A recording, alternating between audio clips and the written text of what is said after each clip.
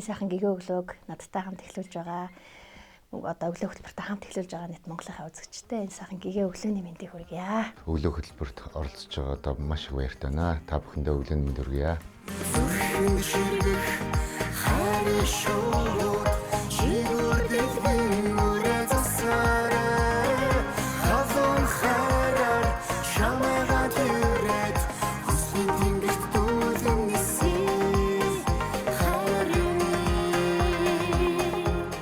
Учрах хэвээр хүмүүс, таарах хэвээр хүмүүс таардаг гэдэг шиг анхныхаа уран бүтээлийг бичүүлэх гээд 100 айл дээр октав гастууд дээр очиод байж байхдаа одоо хамт уран бүтээл хийж оршин туулж байгаа найзтайгаа танилцсан л да. Анхны уран бүтээлээ би ягаад ч нутгууснийхаа дуунаас эхлэе гэж бодоод улаан гом гэсэн дуу дуулах гээд яг хөгжим аранжировщикийн хийлгээд яг одоо хоолойд орох гээд байж байхад найз маань таарад тэгээд бит хоёр ингээд тухайн үед тэр студиудаар таалдаад хинхнийхээ дуу хоолойг сонсоод тэгээд за ингээм хамтарч уран бүтээл хийсэн санааг сэтлийг хоёлаа тухайн үед гаргаад тэгээд тун удахгүй уран бүтээлээ хийсэн. Яг энэ чивтэр гэдэг уран бүтээлээ хийгсэн санааг бол партнер маань гаргасан л да.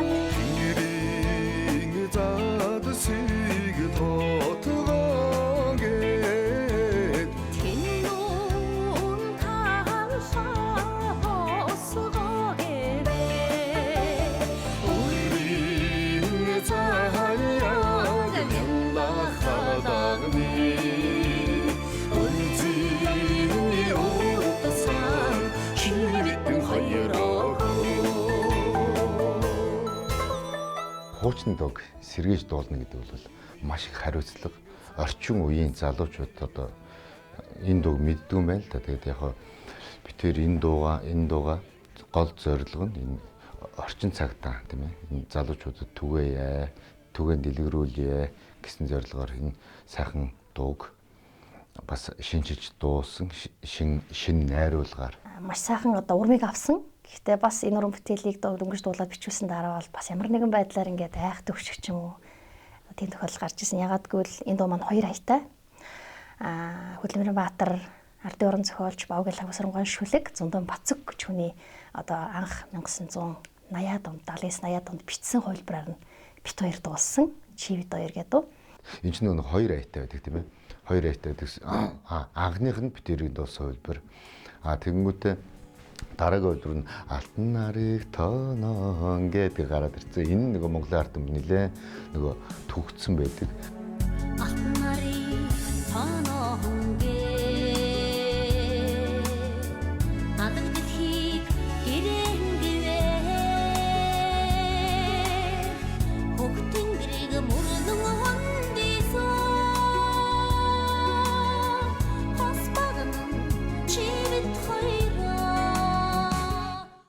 Одоо энэ дуун дээр уралдаан зарлаж байгаа. Бид хоёр дууныхаа уралдааныг одоо дөнгөж он гараад 2022 оны 1-р сарын 1-ээс 1-р сарын 15-ны хооронд 14 хоногийн хугацаанд зарласан. 1-р сарын 1-ээс эхлээд маш олон хүмүүс холбогдоод биднээс одоо нөгөө айфонограмма аваад бэлдэж ихсэн байгаамаа. Тэгээд ер нь бол одоо өнөө маргаашгүй эхнээсээ одоо нөгөө дуулагдсан видеонууд нэрж эхэлж байгаа. Тэднэрээ тавиад явна. Тэгээд миний хувьд ч гэсэн бас өөрөө нөгөө нэг хушнадыг сэргээж дуулсан болохоор бас надаас өөр хүмүүс ямар дуулсан бол гэдгийг одоо сонсхийг маш их хүсэж байгаа. Хуучин чи ингэдэг байсан юм л да, вандах хэлжсэн.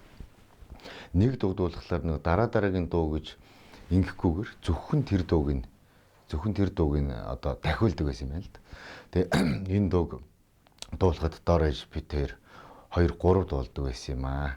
Тэгэд миний 2 дуу энэ дууг их сайхан сэргээж дууллаа. Та хоёртаа баярлаа гэж урам өгсөн. Нэн тэргүүнд бид уралдаан зарлагаасаа төрүүлээ Төв аймгийн 100 модтыг зориод Вандан гот очуулсан. Ягаад гэвэл яг зайлшгүй уран бүтээлийг бид хоёр дуулсан шүү. Энэ бол анхны уран бүтээл, анхны аян шүү гэдгийг гэрчлэх хүн бол тэр хоёр хүн. Тийм учраас Монгол Сангай жигшин зууны малаа бас дуучин Вандан готоо очиж уулзаад бид тэр ярьцлага аваад бас видео хэлбэрээр өөрсдийнхөө одоо дуучин сэрсэн дэм дотхон чимэг гэсэн пэйж утсандаа байршуулсан маш олон хүн үзсэн. Зарим хүмүүс ийм аятай байсан юм аа гэсэн байдлаар ойлголт авсан байх гэж бодож байна.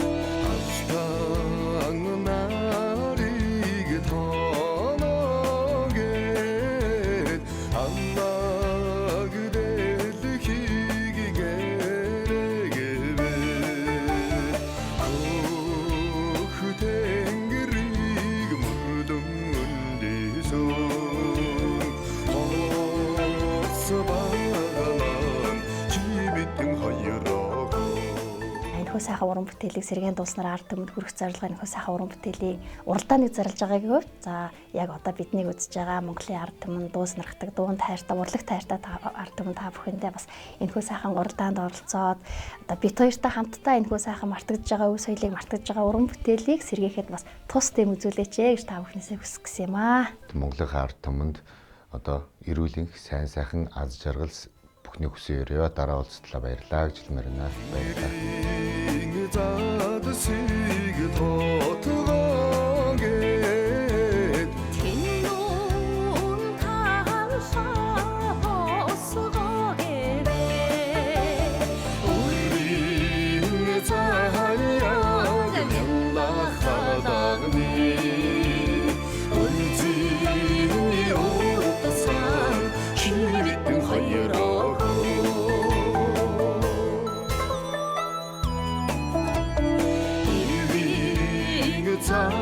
Sig härage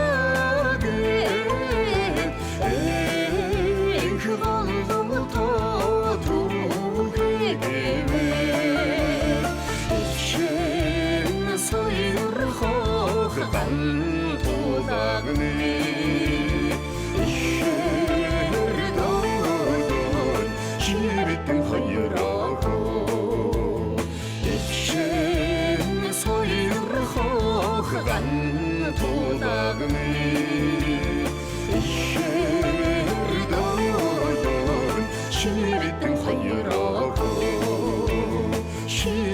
khayrago